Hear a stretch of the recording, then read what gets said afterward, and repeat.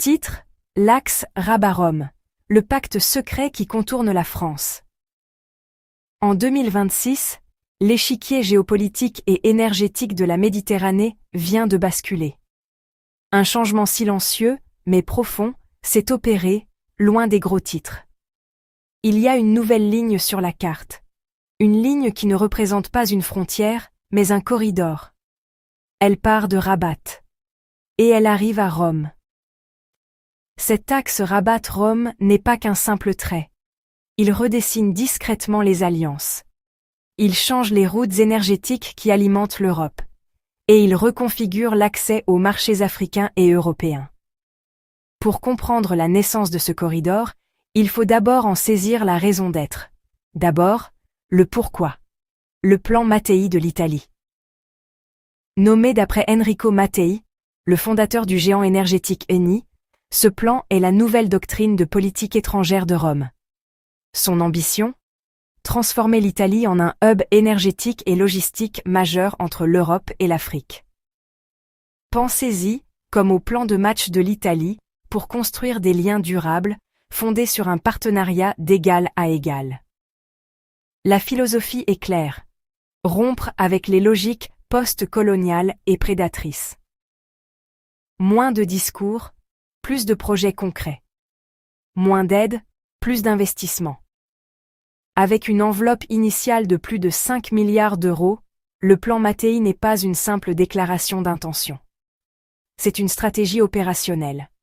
Le pari de Rome ? Éviter les détours diplomatiques et économiques par Paris ou d'autres capitales européennes. Aller directement à la source de la stabilité et du potentiel. Et cette source, c'est le Maroc. Le Maroc offre ce que les investisseurs recherchent par-dessus tout. Une politique prévisible et une vision à long terme, incarnée par le roi Mohamed VI. Le pays a engagé des réformes structurelles qui créent un cadre sécurisant pour les investisseurs. Simplification administrative, nouvelle charte de l'investissement, zone franche industrielle. De plus, sa position géographique et ses liens économiques solides en font une porte d'entrée naturelle vers le marché en pleine croissance de l'Afrique de l'Ouest. Alors l'Italie arrive avec des financements, à la fois publics via le plan Mattei et privés via ses grandes entreprises. Elle apporte un savoir-faire industriel de pointe, reconnu mondialement. Et surtout, elle vient avec une promesse, co-construire des chaînes de valeur intégrées où chaque partenaire trouve son compte. Les secteurs ciblés sont stratégiques. L'automobile, où le Maroc est déjà un champion continental. L'agritech, pour répondre aux défis de la sécurité alimentaire. Et la logistique, pour fluidifier les échanges. Officiellement, cette démarche n'est pas anti-française. Rome et Rabat affirment que la porte reste ouverte à tous les partenaires. Mais dans les faits, le message est clair. On n'attend plus la France pour avancer. La dynamique est lancée. Maintenant, examinons la colonne vertébrale de cet axe, l'énergie. C'est ici que l'Alliance prend toute sa dimension stratégique. Le Maroc est en passe de devenir un hub mondial d'hydrogène vert et d'énergie renouvelable. Le pays dispose d'atouts exceptionnels. Un ensoleillement parmi les plus élevés au monde. Un potentiel éolien considérable sur sa façade atlantique de 3500 km. Et des infrastructures portuaires de premier plan, comme Tanger-Med, pour exporter cette énergie. Des méga-projets sont déjà en développement, notamment dans les provinces du Sud, au Sahara, et sur la côte atlantique, pour produire de l'électricité verte à très grande échelle. De son côté, l'Italie, et plus largement l'Europe, a un besoin vital de molécules propres et d'électrons stables pour décarboner son industrie et assurer sa sécurité d'approvisionnement. La connexion est évidente. C'est là qu'entrent en jeu les câbles. Des liaisons électriques sous-marines à courant continu haute tension, ou HVDC, sont à l'étude pour relier directement le Maroc à l'Italie, potentiellement via la Sicile ou la Sardaigne. Ces autoroutes de l'énergie sont directes, efficaces, avec de faibles pertes, sur de longues distances, et à l'abri des aléas politiques qui peuvent affecter les gazoducs terrestres. Ajoutez à cela le transport maritime d'ammoniac vert, une forme de stockage et de transport de l'hydrogène, depuis les futurs hubs marocains vers les ports industriels italiens comme Gênes ou Trieste. Et soudain, la dépendance au gaz fossile, même celui du voisin algérien, n'est plus une fatalité.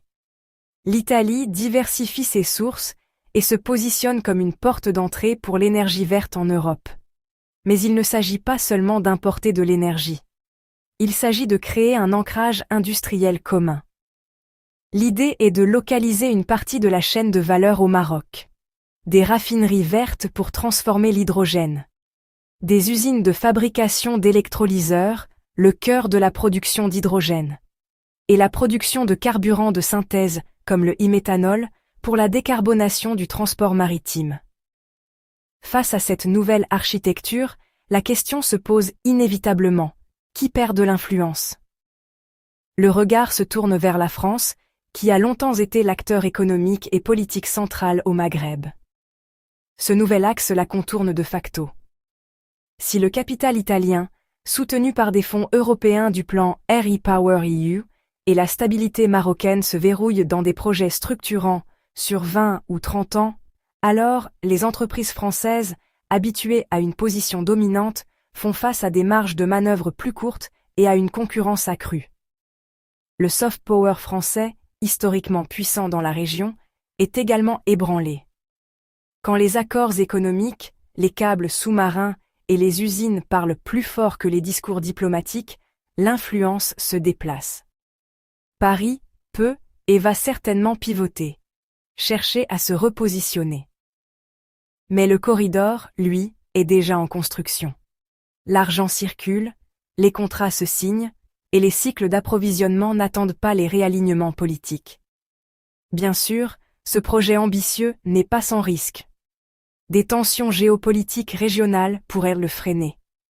Les défis techniques liés à la pose de câbles à grande profondeur sont réels. Et l'acceptabilité sociale et environnementale des méga-projets devra être assurée. Mais la force de cette stratégie réside précisément dans la diversification. Pour l'Italie, le Maroc est un partenaire clé, mais pas unique. Pour le Maroc, l'Italie est une nouvelle porte vers l'Europe, qui s'ajoute aux autres. Au final, Rabat gagne en centralité et en envergure stratégique. Rome gagne en fiabilité énergétique et en influence diplomatique. Et la Méditerranée obtient une nouvelle épine dorsale d'énergie propre et de logistique, plus résiliente et tournée vers l'avenir. Dans un monde de crises bruyantes et de confrontations directes, l'axe Rabat-Rome est l'histoire d'un contournement silencieux, d'un pragmatisme discret. Deux capitales, un corridor et une redistribution significative de l'influence laissée pour compte. Pour comprendre le futur de la région, il faudra observer les câbles et suivre les ports.